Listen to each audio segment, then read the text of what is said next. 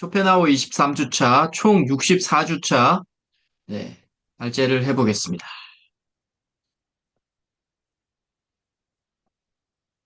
198페이지에 죽음마저도 자연의 일부다라는 꼭지고요.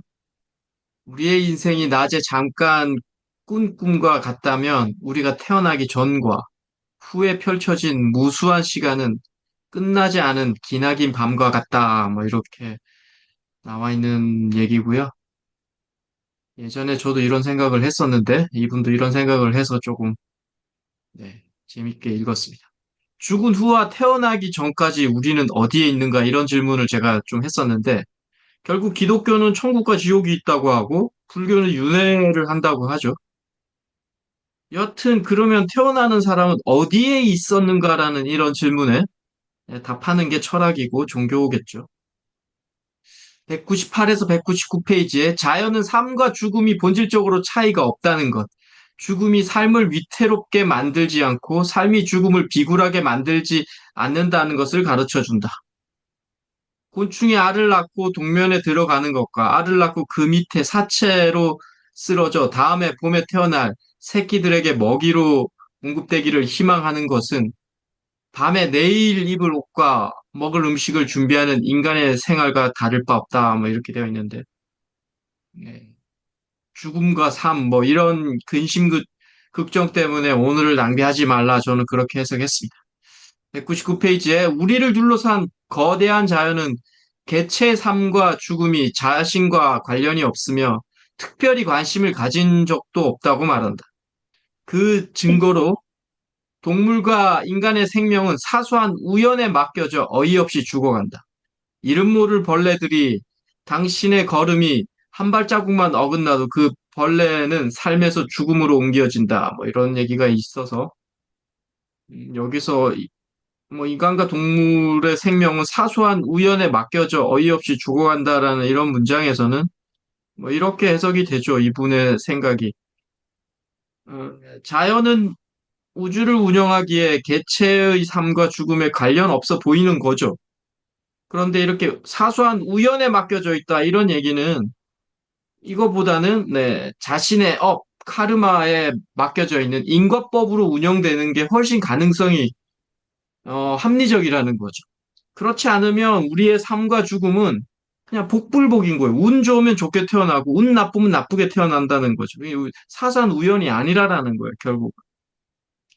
200페이지에 강한 동물은 약한 동물의 피와 살로 연명하고 약한 동물에게는 강한 동물의 발톱과 이빨에 대항할 만한 방어 수단이 없다. 이렇게 되어 있는데 잘못 해석하고 있는 거죠. 가장 약해 보이는 미생물도 강한 생물이나 약한 동물 그들의 피와 살을 녹여서 연맹하고 있잖아요. 우리가 알고 있는 그 보이지도 않는 미생물도. 그러니까 방어할 수단이 다 있는 거죠. 자연은 이렇게.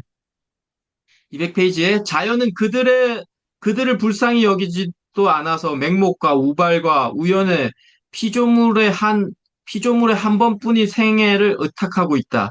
자연이라는 우주의 어머니는 자신이 낳은 자녀들을 무수한 위험과 고난 앞에 방치한 채 방관만 하고 있다. 뭐 이렇게 되어 있는데, 이게 아까 계속 이분이 우연한데 우연이 아닌데 계속 우연으로 이게 침착되다 보니까 계속 이 논리가 되는 거죠. 그러니까 우연한 탄생과 우연한 죽음, 이런 인식을 가지면 이렇게 생각할 수 있죠.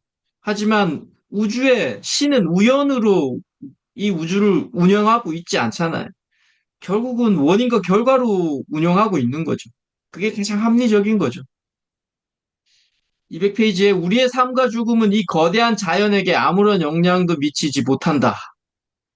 우리의 죽음에 자연이 상심하는 법은 없다. 우리의 죽음마저도 자연의 일부이기 때문이다. 뭐 이런 얘기들을 뭐 가끔씩 합니다. 뭐 특히 소승불교 이런 분들이나 이런 분들이. 그런데 우리가 아무런 영향을 못 미치나요? 예, 내가 태어난 자연과 내가 죽은 자연은 다르죠. 엄연히 다르잖아요. 예, 영향을 미치고 있는 거죠. 201페이지에 그들은 어디에서 오는가라는 이런 질문이 있죠. 네. 뭐 저도 예전에 이 질문 때문에 이런 걸 공부하게 됐다고 말씀드렸는데 결국은 모든 영성, 철학, 종교에서 이 질문에 답해야 되는 거죠. 네. 근데 이 질문과 질문을 해놓고 쇼펜하우어는 의문에 답한다고 하면서 이렇게 쭉 또 써놨네요. 실제가 있는 곳, 즉 현재 내부, 현재 존재하고 있는 사물의 안쪽이다. 너의 안쪽, 이토록 멍청한 질문을 던지는 너의 아니다라고 하는 여기에서 왔다라는 거죠.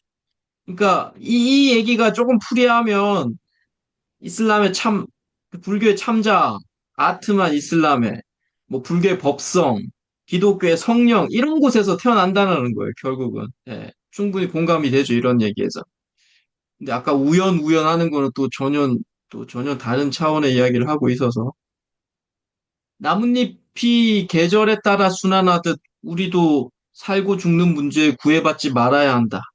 인간에게 해줄 수 있는 말은 오직 이것뿐이다라고 이야기를 합니다.